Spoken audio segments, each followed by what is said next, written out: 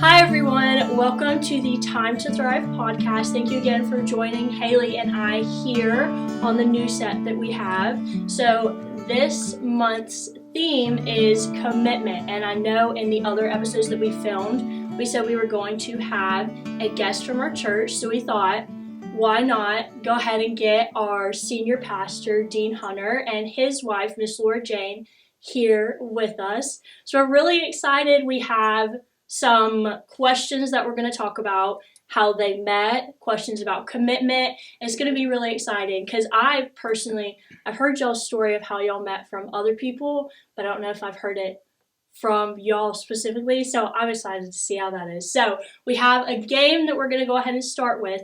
Haelle is going to lead that, and then we're going to jump into the questions. Okay. We're going to play Two Truths and a Lie. So we asked them ahead of time to come up with 2 truths and a lie for us. So, are y'all ready? Mm-hmm. He's going to go first. She's ready. She said she was Oh, you want me to? Who wants to go first? I've got to make one up first. Oh my Okay. goodness. I'm ready. Okay. Okay. This is about me personally, Yes. not about us. Mhm. Okay. My favorite dessert is banana pudding. Okay. I have flown in a helicopter. Mhm. And I can drive a straight drive, like a stick shift. Oh, stick shift. You think that's the... I think the Oh, lie. sorry, I was just repeating. Oh. No. Okay. Okay. I think I know. I don't know. Okay, what is I think the lie is the dessert, the banana pudding. I was about to say the banana pudding. Why would you think that? I don't I know. don't know. I'm just guessing. I think I've heard that you've flown Wait, in a hang helicopter on. before. Well, that's not your final... No, it's Yes. not. Okay. I think it's the I feel straight like you drive. could. I don't know. I think you could drive a stick. Okay. I can't. Well, no, because Mom can drive a stick, and Dad, and everybody. You kind of had to learn how to drive a stick. She's kind of sold. No. If I think the if My parents helicopter. had a manual. Okay, the I think mine's the helicopter. I think it's the banana Well, pudding. Pam's saying no, so I don't know. I'm going to say the helicopter. Okay. Okay, I'm sticking with mine. You're right. I was. Oh! Jesus said. Okay, that's a good You let one. her talk you out of it. No, I really wanted to know why you thought that about the banana pudding. Oh. I Wait, why just- don't you I like banana pudding? I just don't like bananas. Oh, really? Mhm. Oh, you don't like the Laffy Taffy that's banana flavored? Mm-mm. Some of Oh, my that's favorites. nasty. Oh, okay. Laffy Taffies are my Oh, favorite. my. All right, Pastor Dane. Your turn. I thought long and hard about this. Okay. And she doesn't know what I'm going to say. She's nervous. No, I am nervous. When I was born, my birth name was not Hunter. Last name was not Hunter. When I went to elementary school at what was then Woodrow Wilson, after first grade, they tested me, and I did not go to second grade. I went straight to third grade. And the only college that I ever applied for was East Carolina University.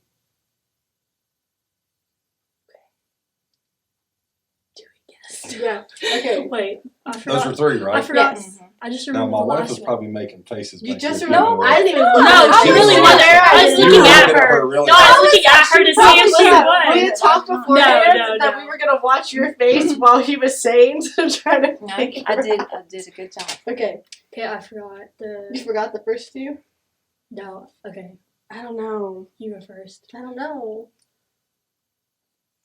I think it's the second one about you went to third grade. I think it is the second one too.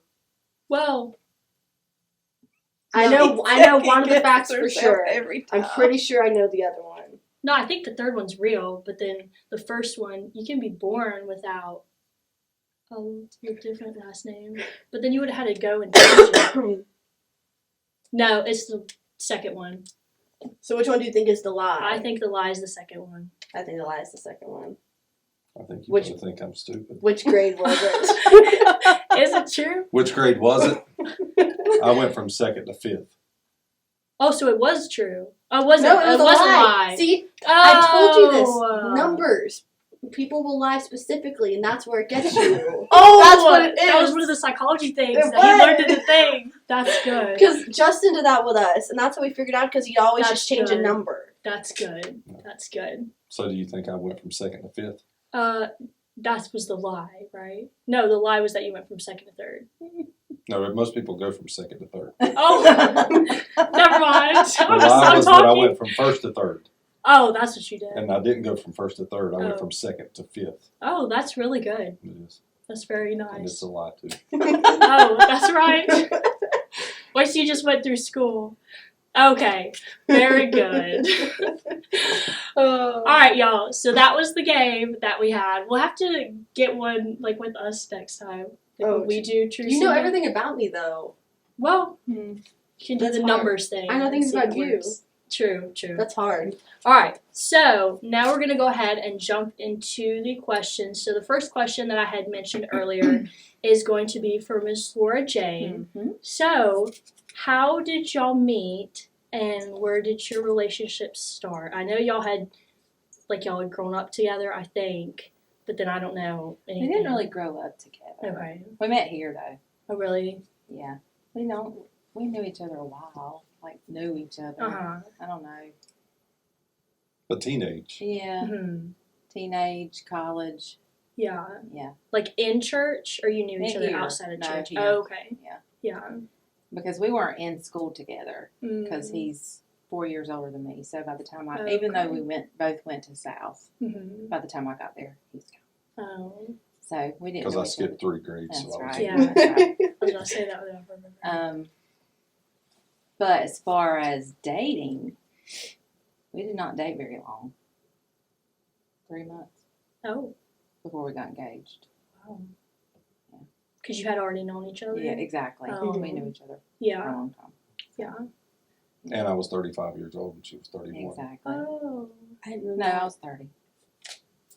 What I took was so long? almost Like, did you 35. know, like, you're just like, I'm just going to wait until I get older? I knew. Oh, did you? It took him. Really? Wow. I mean, I can't explain that. I know that you're Yeah. wanting a lot of details, but I don't know. Like, even when you had seen him and everything, you're like, yeah, I think I'm going to. Yeah, I mean, it's not like I was sitting waiting on him Yeah. or anything like that, but I just kind of knew. Yeah. Yeah. And he had already finished, like, the whole getting your pastor's thing, like, in college and everything, so you already knew, oh, he's wanting to be a pastor, he's wanting to do all that. Yeah, Right? he was already the youth pastor when we started Oh. dating. Wow. That's cool. Mm-hmm. Nice. I thought y'all were younger. I didn't know why I thought. Wow. Yeah, we were old. It's okay. That's why we didn't have much time. That's right. That's why you got. We had a few months till we get engaged and then got married and then had a baby. Yeah. In that order. Really? How long did it take? Wait, when did y'all have Brooks? The next year. Oh my gosh. Yeah. Wow. We married April 19, rewind, 2009. Mhm. And then Brooks was born in May of 2010. Mm-hmm. Wow. Everybody always thinks, oh, you have to get married young. You have to. That's not true. I don't know why I was thinking y'all met younger or were dating younger. So it was short. It was very short. Wow. That's good though. I'm gonna tell Molly that she has hope. That's right. She She doesn't does have have to. Yeah, because everybody thinks, oh, I need to get married young. That's not true at all. Mhm. Are you glad that you waited, like the maturity and the, not saying that y'all Yeah. weren't, but like the waiting period, being able to be like, oh, well, I mean, I'm glad it looking back, happened. where we were Yeah, in our lives at, early 20s, I don't Mhm. know that it would have been the right time. yeah, You know, yeah, God has a plan. yeah. No, that's good. Nice. Okay, and then for you, Pastor Dean, will you give us the biblical definition of commitment and elaborate on it a little bit? So I after getting the questions, I thought about that. Obviously, if you're talking about within the subject of marriage and family and commitment there, I think about the biblical definition of commitment. You think about verses like "commit your ways into the Lord" in Psalm 37. So it's not really used in that term, in that vein, if you will, of marriage. But when you think about commitment, biblically and family wise, I think the biblical definition is what we see in Genesis when he says leave and cleave. Man and woman are created. You leave. You're leaving a lot. And you're cleaving to one another, and they shall be one flesh. And then Matthew 19, Jesus repeats that when they're asking about divorce. That's actually the context when Jesus says leave and cleave. They said, why did Moses give you Moses was all right with divorce. And Jesus said, because the hardness of your hearts, he allowed you a certificate of divorce. But then he said, but have you not heard that God created man and woman, and you shall leave and cleave, and the two shall become flesh. So I think when you think of commitment, marital commitment, that's the principle, is to leave and cleave. You're leaving a lot behind, and you're leaving the way you used to be. You're leaving singleness, and you're cleaving to one another, and now you're one together. And so I think that's the biblical marital definition of commitment, which is difficult. Now two are one, but you're still two. But you're one. So so that's the complex part of commitment. Part of it, I think. One of our verse, we have like a memory verse that we're doing with our other episodes, and it's Ephesians 5:24-25, which actually you mentioned on Sunday. I did. Yeah, me and Mom were watching online since we didn't feel too good or whatever. But I was like, oh, that's actually the verse that we're talking about. But then it talks about submission in that, of wives submit to your husbands, and then husbands love your wives as Christ loves the church. And then you had said, one of the things that we had talked about is, I think a lot of women especially, they think, oh, well, committing or submitting to my husband, like it takes away all this freedom, or I'm not going to do that, or it makes it think like, oh, well, I'm belittled because of submission, or I'm belittled because of commitment. It's like, that's not true at all, because we both I have a role, he has a role, we come together as one, like you said, and then there's a goal for marriage, and both y'all have to work together to get to that point. So, no, thank you for... I've often said that you're right, that especially in today's culture, it's like how belittling or second class for a woman to submit, but the burden's really on the husband, because he's submitting to God. And I said it even Sunday, what woman wants to submit to a husband who's not submitted to God? That's what makes it. And I go back to marriage is a Christian word. It's a Christian act. And so when I don't expect the world to understand that. It's only believers that can do that. And so we see things differently. We have different priorities. We have different perspective. And so I think a lot of the complication in life is we as a church or as a believer see the world acting so differently toward marriage. We shouldn't be surprised by that. And so we own it. We follow what Scripture says. And as I said Sunday, God knows what he's doing, and when we follow what he says, he's promised to bless it. And like you had said, with you're leaving everything, you're becoming one of the next question that we have is, for you, what was a challenge of commitment you faced in your relationship? So like you had known Pastor Dean, and was there anything like, he was going into pastoring or anything like that you thought maybe that's going to be an area that it's hard to commit, or anything like that? Not that specifically. I would think more of the lines, we were single for a long time.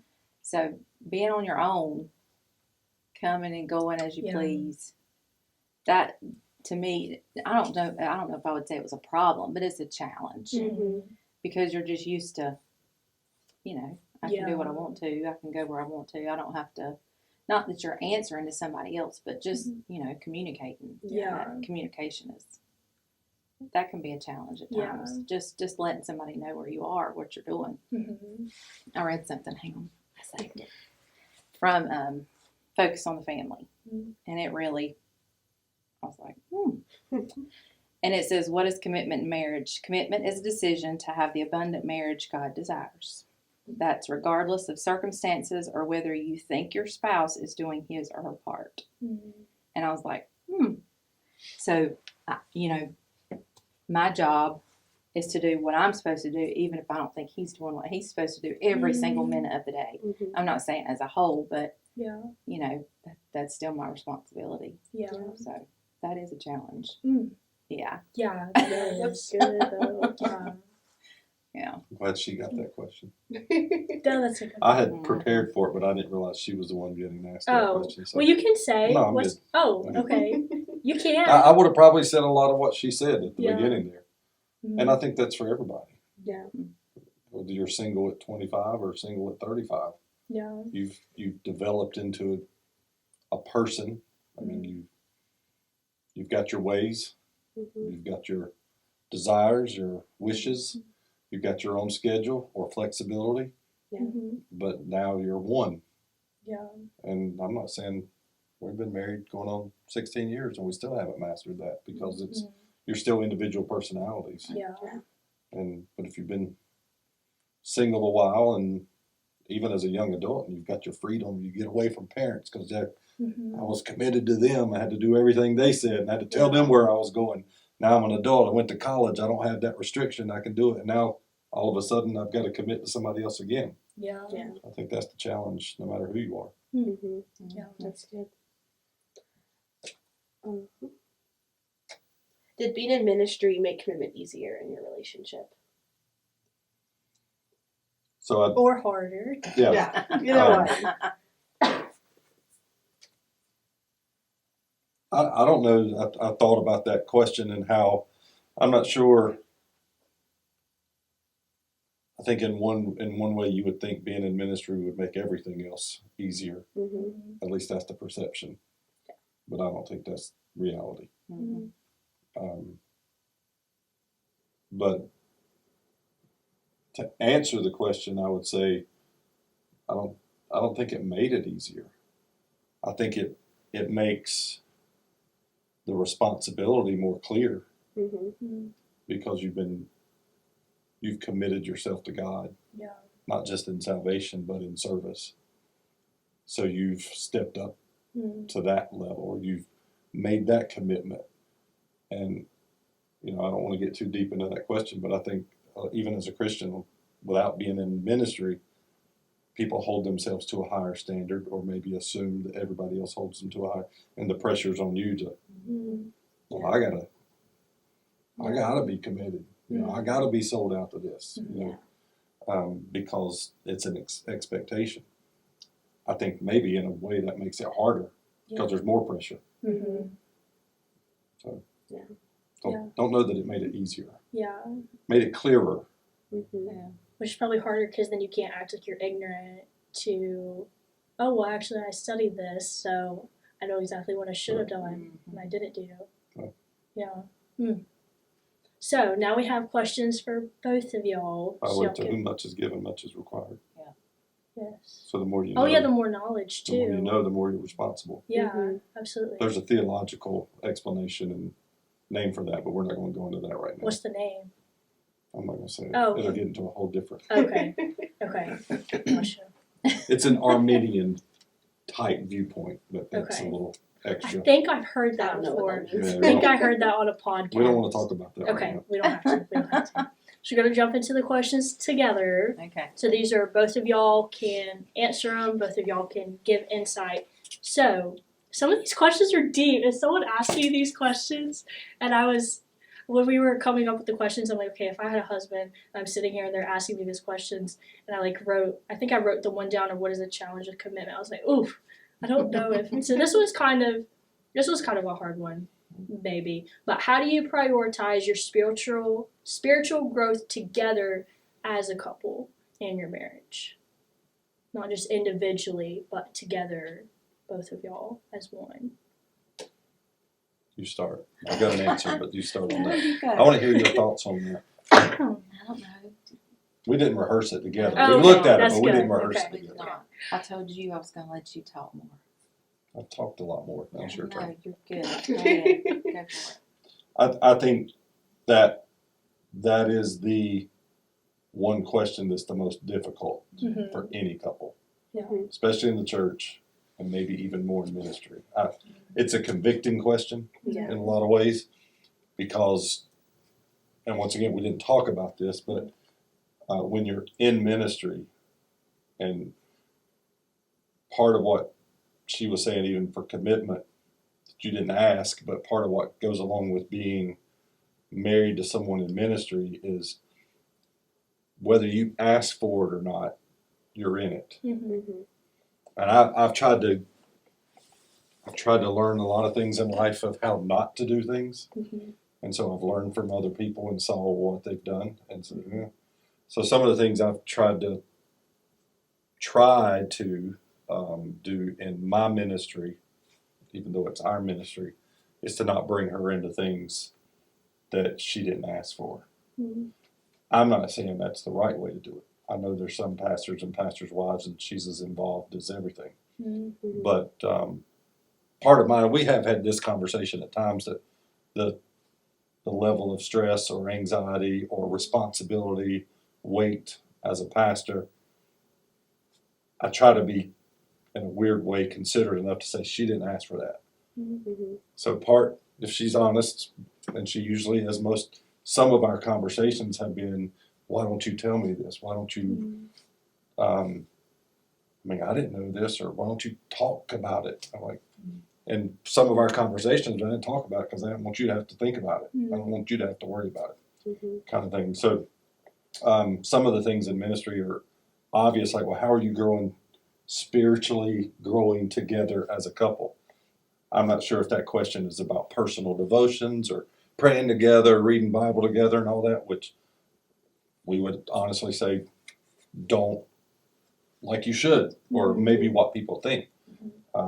Mine's more, the answer for that question is more how you, and it probably helps because I'm preaching about priority right now. Mm-hmm. How do you make it a priority Yeah. as a family, as a married couple? And back to your other question, that may make it easier because we're in the church, we're leading the church, and that's not a question. The church is priority. God is priority. But once again, the other side of that coin is I think the pressure's on you even more to make sure that that's how you're building your family, building your marriage. Yeah. This is why we do what we do. Mm-hmm. This is why we can't stay mad at each other for very long. Yeah.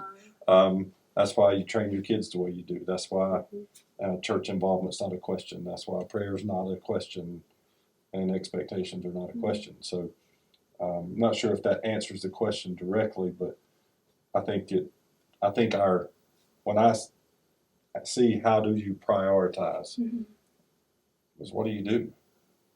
Where's your time? Yeah. Where's your effort? Where's your investment? Where's your resource?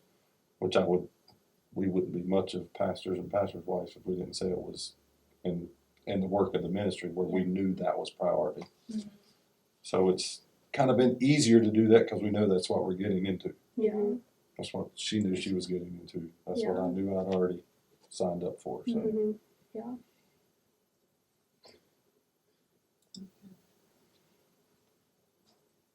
Do anything you want They to want add? you to say something. No, you don't have to add if you don't want. If you have something. You don't have to, no. Okay, I will say this.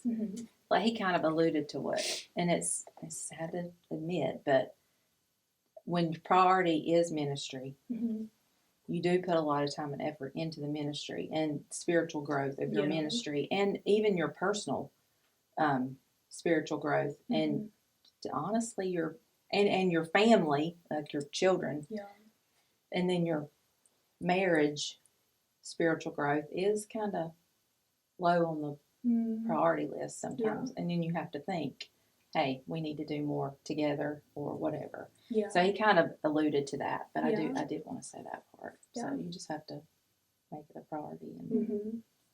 you know. Is that do why more. I know you talk a lot about how family is like a huge priority and one of your biggest priorities.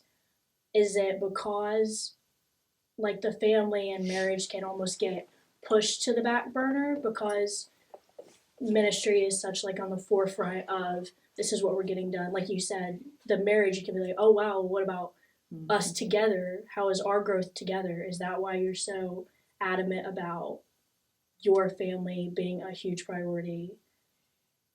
That's a big question. So there's two ways that I answer it personally. First, from a pastoral point of view, and I've said this publicly, most every grown adult senior pastor that I've ever talked to that's spent time or took time has said, make your family a priority.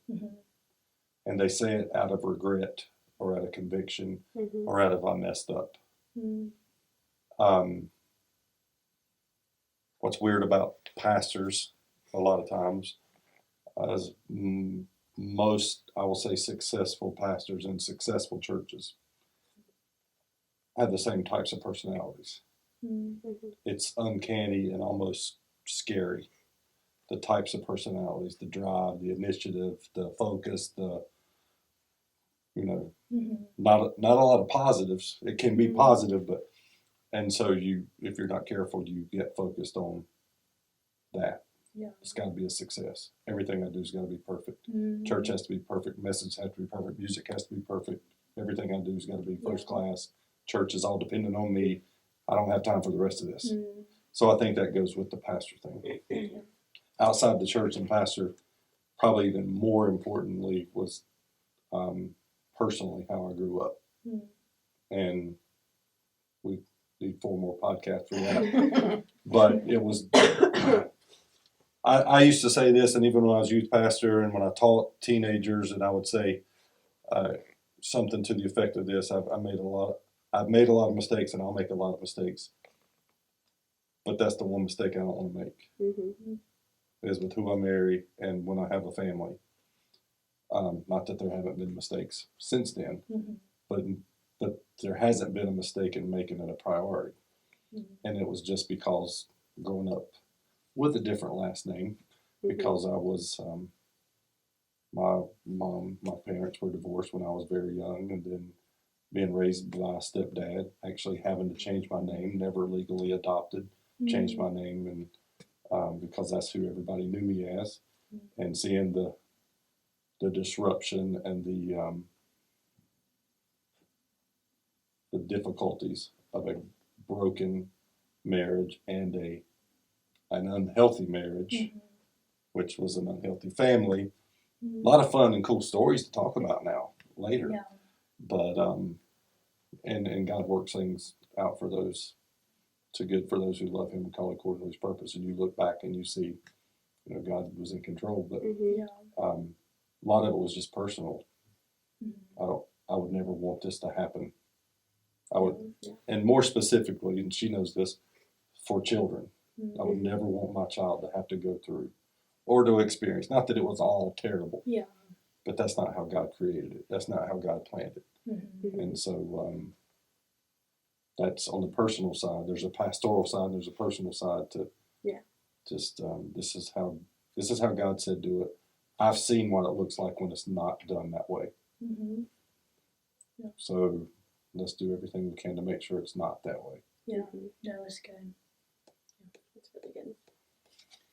And then our last one, what strategies do you use to resolve conflicts and to encourage commitment? That's hers right there. No. What strategies? That's kind of along the same lines. Kind of, yeah. Yeah. I'll let her answer more candidly, maybe how it's happened. See, you're assuming there's been conflicts Oh by my asking goodness. the question. But no, that question, and I understand how the question's written, is like, what strategies do you use? Like, okay, this is the book we read. Let's pull out this strategy and see how this works. I don't know that that's realistic, but I know that's not what you're asking. But Yeah, I don't know that there's In strategy. other words, you're asking, how do we resolve conflict? Just in case there was a conflict. Yeah. Yeah. How do we resolve it? Hmm. Well, let me- Step one. I'll say it this way. Just kidding. I'll give evidence. There have been conflicts, we can tell you that. Mm-hmm. And we're sitting here together doing this podcast. So there have been resolutions. Mm-hmm. Yeah. That's good. Now, she's going to tell you how we got there. I don't know. You just resolve them. Communication. Yeah. You said communication was I the did. was hard. Yeah. It is hard. Yeah. I thought Because she would nobody agree. wants to I thought admit she they're would at wrong. least say that. Yeah. That's just the human side Yeah. of you. You know, you just Yeah. nobody wants to say they're wrong. Have You know, y'all it's ever just- used the Bible verse where it's like, I feel like everybody uses Don't let it. the sun go down Yes, in your wrath. that is exactly what I was gonna say. Be like, No, I you don't can't think go we've to I ever bed. don't know if we've done ever that. used it I don't or think we've said ever it or done that. reminded each other, Yeah. but I think there's some truth in that. Yeah. It's not Yeah. healthy. Yeah. I don't sleep very good. Yeah. I sleep bad enough anyway. I don't need to go to bed with her mad at me. Oh my gosh. Well, like I said, once you get to the point where you're like, okay, I'm just gonna have to suck it up, and I'm gonna have to say Yeah. I was wrong. I'm sorry, Yeah. and move on. You know, Yeah. and then once you do that, honestly, I feel better when I say that. Yeah. I don't like it building up to that Yeah. point, but I Mhm. feel better, and then Yeah. we just move on. But you said it. I thought that would be her word, communicate. Yeah. Mhm. Because, I mean, historically and even biologically, women communicate more than men. Women want to talk more than men. Mm-hmm. Women say more words in a day than a man. Yeah. Mhm. And so it's more of a natural inclination for a woman to say, Mhm. let's talk about this. Yeah. And it's more of a natural inclination for the man to say, I don't want to talk about this. Yeah. And then when she says, we're going to talk about this, Mhm. at some point you have to have a resolution that usually ends up in talking about it. Yeah. Mm-hmm. And that's not that was a strategy we pulled out, but that's happened Yeah. on more than one occasion. And I think she hit on it at the end. I answered all these questions because I didn't realize they were just for specific, but Mhm. strategies are just like in life and in the spiritual life. She said, after you talked about it and done, you're done. Mhm. That sounds easy or that sounds simple, Mhm. but you're not done until you've given grace, you've given mercy, and you've given forgiveness, Mm-hmm. no matter what they did. Yeah. If you swallowed the pride and said it was my fault, or if I swallowed pride, it's my fault, Mhm. You can ride on it. Well, it was Yeah. his fault. I'm still mad because he said it was his fault. Mhm. Well, that's not how it ends. It ends Yeah. with, well, he acknowledged it. At some point, there's got to be forgiveness. Mhm. Yeah. If it's going to keep going, Yeah. if it's going to be healthy, it's going to keep going, it's going to be forgiveness. Yeah. And I've said it a million times in church. I've experienced it. If a lot of people are spiritually unhealthy or not where they should be because they can't forgive. Mhm. It's rampant in churches. Yeah. The amount of bitterness, the amount of envy, the amount of hatred in churches from people that go Sunday after Sunday that just can't get over Mhm. what somebody did, what my mom did, what my dad did, what my husband did, what my wife did, what my parents did. And they say, well, I'm just going to deal with it. I'm over it. But they're not over it. Mhm. It's the Bible talks about that root of bitterness springing forth. Yeah. It just grows and grows and grows until it springs forth and manifests itself Mhm. in some very unhealthy, unspiritual way. Yeah. Do you have anything you want to add before we wrap up? I have one thing I want to add, but if you want to No, go for it. Okay, you had said earlier, what question was it on? You were talking about how some pastors or some personalities can be like almost putting on a show, like the music has to be good, preaching has to be good, lighting has to be fine, video has to, like all of these things, and then the commitment to the family and commitment to like your wife and all of that can be pushed to the side because I didn't think about it until now, because like the preaching and the music and all of that, that's like all that everybody sees. So it's like as long as it can look like I'm committed to you know, my wife who's sitting right there, my children who's in there, as long as I can say it looks like I'm committed, or say it looks like I'm committed to preaching because I'm standing here, it can be just like a show sometimes. And then when you get home, it's like, well, am I really committed to my wife, or am I really committed to my kids? Because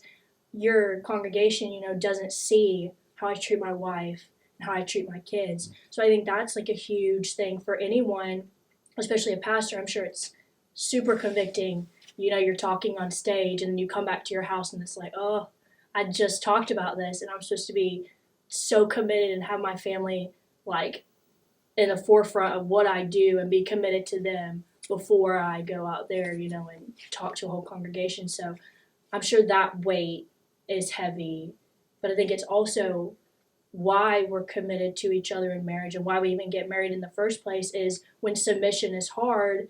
And when it's hard, you know, like to love your wife, you remember, okay, well, why am I even doing this? Well, the reason why I'm doing it says in Scripture, it's a representation of how Christ loves the church. So then it reminds you, I'm not just doing this because my husband's over me, or I'm not just doing this because I have to love her.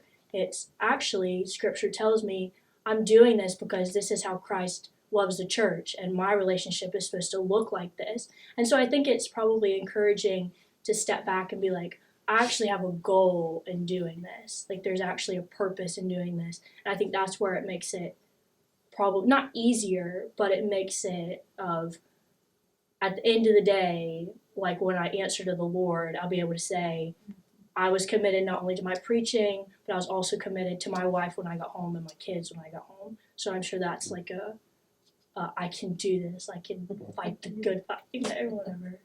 Well, in defense of the pastors, Mm-hmm. my point was not that it's fake and phony. Yeah. My point was that you get so caught up in doing it well, and it can be an excuse. Yeah. Well, I'm doing this for God. I mean, He did. But I've preached it and said it publicly. I have enough people have me on record saying God created 3 institutions and the family was the first one, even before the church. Yeah. And so our priority is to the family, even before the church. Now, in fairness, this Sunday I'm going to preach on the priority of the church, the local church. But no, the pastor I'm talking about is not the phony, not the hypocrite. It's the one that's just type A driven. Yeah. That I've got to be the best. My church has to be the best, even for the glory of God, to where you lose sight of what matters. Yeah. And I don't know. We're getting. We got a 14-year-old, and I'm already thinking of what life looks like when he's not in the house. And you know, you already start to look at those things. It seems like it's a ways off, but it's not. And you know, we've talked a little bit about this, and we kind of joke about our difference of views on things when it comes to it. But they're not going to be 14 for long. They're not going to be 10 for long. So once again, back to the personal. Spend as much time, invest as much as you can, because you're not going to be able to at some point. Yeah. And the last thing I would ever want is to have the greatest church, the biggest church, the best church, and not have a relationship with your family. And it happens. Yeah. Or it's tainted or unhealthy. Yeah. I had a man tell me one time, I was in a van, we were in Nashville, Tennessee, we were at a conference, and he was yapping. I think he had a bad church and he wasn't happy about it. And he had gotten a phone call and he turned around and he told me, he said, "Here, don't you worry about your church, you worry about your family. If the church is going to burn down, it's going to burn down with or without you."